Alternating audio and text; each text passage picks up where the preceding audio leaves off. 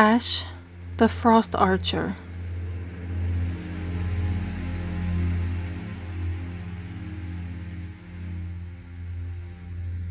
Ashe hails from the northern Freljord, where brutal tribal raids and interclan warfare are as much a part of the landscapes as the screams of the frozen winds and the unyielding cold of the tundra.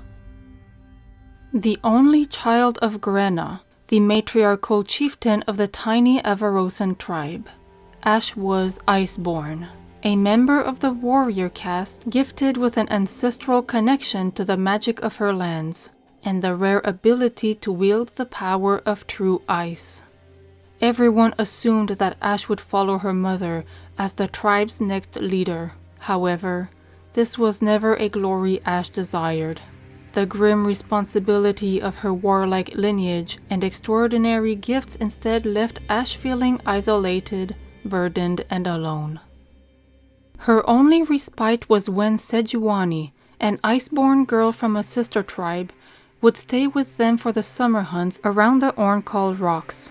The girls' friendship defined their childhoods, but was cut short just as they reached their teens. Somehow, Grenna has offended Sejuani's grandmother, and the fellowship between their tribes ended suddenly.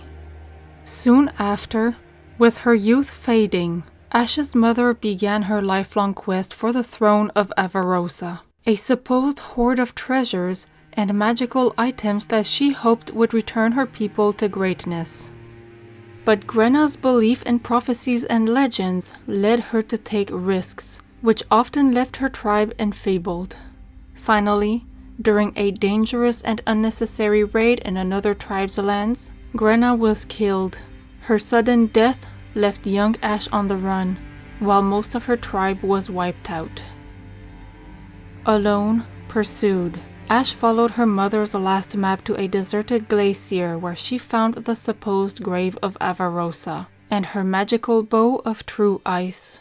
Ashe used the weapon to avenge her mother's death, then turned west. Whether it was out of duty or loneliness, Ashe gained a reputation by protecting the many scattered hearthbound tribes she encountered. She spurned the custom of taking thralls, and instead chose to adopt these desperate people as full members of her new tribe, and her fame grew quickly. Soon many began to believe that she did not just carry the weapon of Avarosa. Ashe was the legend herself, reborn and destined to reunite the Freljord. But tall tales would not feed her followers, and their long march south left the tribe on the verge of starvation. So, Ashe leveraged the myths surrounding her, using them to form alliances with the powerful and land-rich southern tribes, promising to unite them into a nation capable of challenging neighboring kingdoms. These new alliances brought new dangers, and Ashe quickly found herself at the center of a political feud. A warmother, as Freljordian tribal leaders are known, was expected to wed, and taking a husband from one of the major tribes would anger the others. Ashe could take several husbands, but this would only bring the conflict to a boil within her own household, and the ensuing bloodshed would shatter the alliances she had fought to build. Her answer was an impoverished vagabond from the mountain clan that had been nearly wiped out, the warrior Tryndamere. He was neither a spirit walker nor blessed with any elemental powers, but upon his arrival in Ashe's new capital, Tryndamere had thrown himself into every dueling ring he could find. He fought with abandon, desperate to prove the destitute survivors of his clan were worthy of adoption by one of the stronger tribes. But even for the Freljord, his brutal fighting style and extraordinary vitality were unsettling, and many suspected he was touched by dark magic. Ignoring this, Ashe offered to adopt his people as her own if he became her first and only bloodsworn. Tryndamere accepted reluctantly.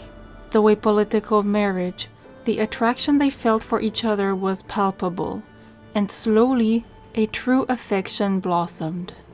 Now, Ashe stands at the head of the largest coalition of Freljordian tribes in many generations. Even so, the unity she would bring rests upon an uneasy peace, threatened by internal intrigues, foreign powers, the growing violent horde of the Winter's Claw, and a supposed destiny that Ashe must at least pretend to believe.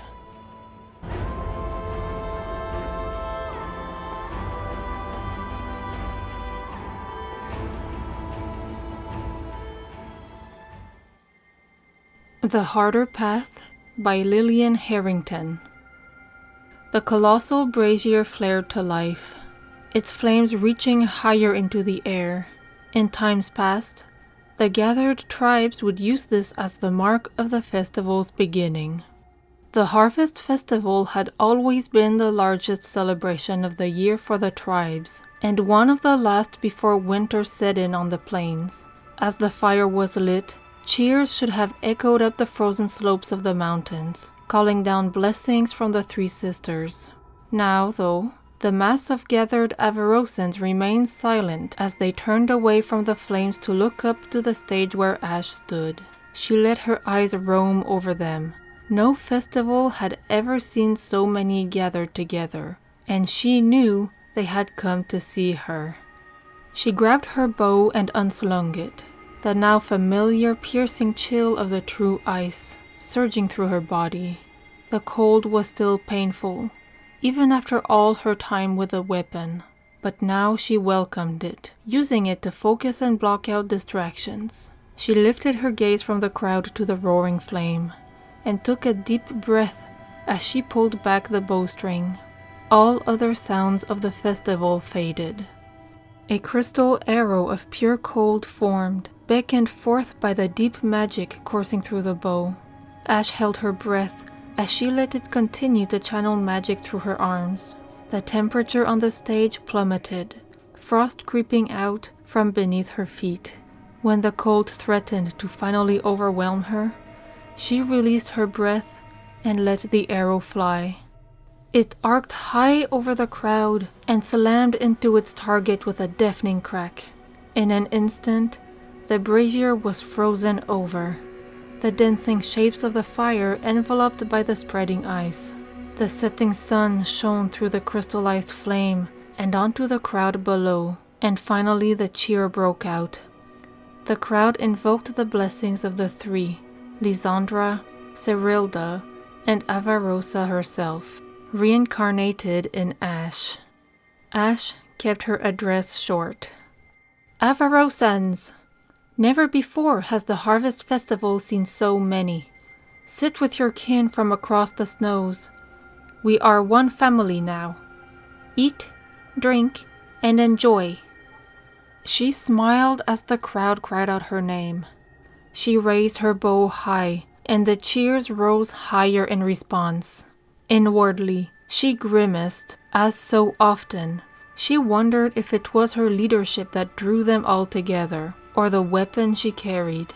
It was the symbol of Avarosa, and many in the Freljord believed that, as its wielder, she was Avarosa reborn.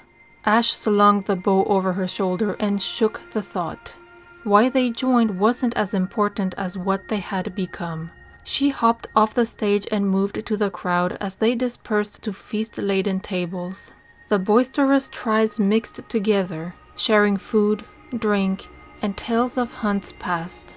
The stone picks described the warm yet treacherous southern mountains. Ashe cheered with the others when the Red Snows recounted the defeat of the Noxian warbands that had tried to advance inland from the coast. A warrior from the Ice Veins, storied blizzard walkers one and all, clapped Ashe on the back as she passed, sending a strange chill through her. All these and more had responded to her call and joined the festivities. All had pledged themselves to the Avarosans, and each tribe needed her to be something different. A prophet, a savior, a mediator, a warmother. Ashe would be them all if she could.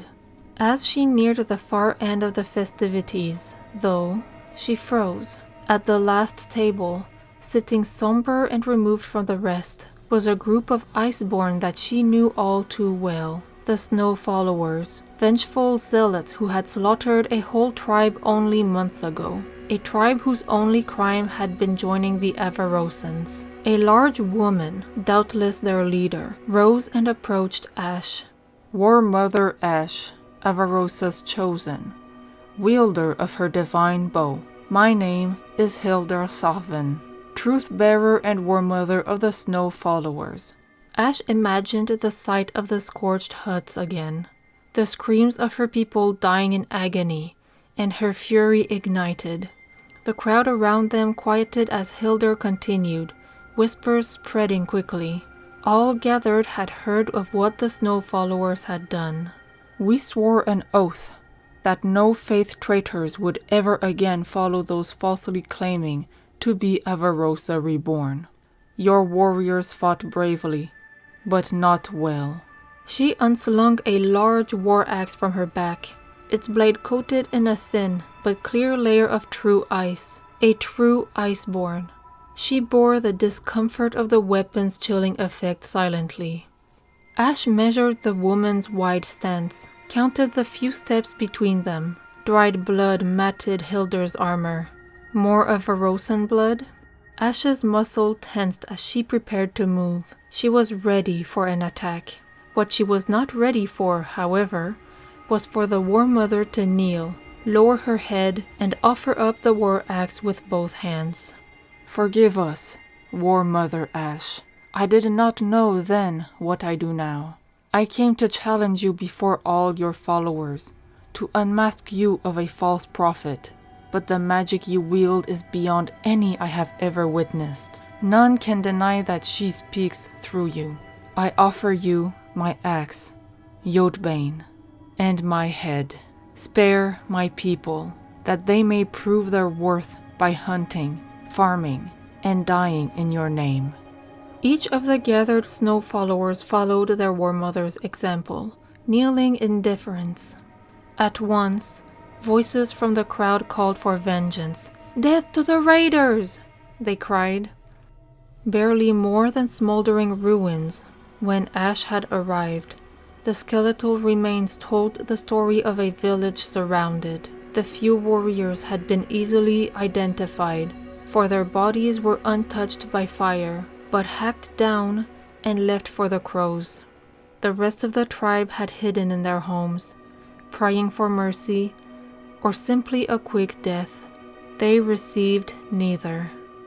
Eyes welled up with fury, Ashe reached for the axe. She would take Hilda's head, as a warning to any who would. As her hand clasped around it, and the true ice sent the familiar spike of cold through her arms, Ashe felt her bow beginning to radiate against her back, a slow chilling pulse like a winter breeze. Her mind calmed. "Stand, Hilda," she said, looking down at the war axe. Hilda rose, furrowing her brow in confusion. Ashe met her probing gaze. "The Snow Followers have shed the blood of my tribe, and they are my enemies," she continued. "But you have shown humility and remorse, here and now. You are not the Snow Followers any longer. From today forward, you are Avarosan, and that makes you family. You have nothing to fear from me, cousin." She thrust the war axe back into the woman's hand, and the tension in the air broke. Soon enough, the celebrations were underway again, the joyous feelings redoubled by forgiveness and mercy. Ashe walked to everyone seated at the table, welcoming each in turn. As she turned from them and walked away, she was careful to keep her grief in check. Her heart still burned, but her people needed her to walk a different path than that of revenge. She played her fingers along with the bowstring, seeking comfort in its chill. She would be better. She must.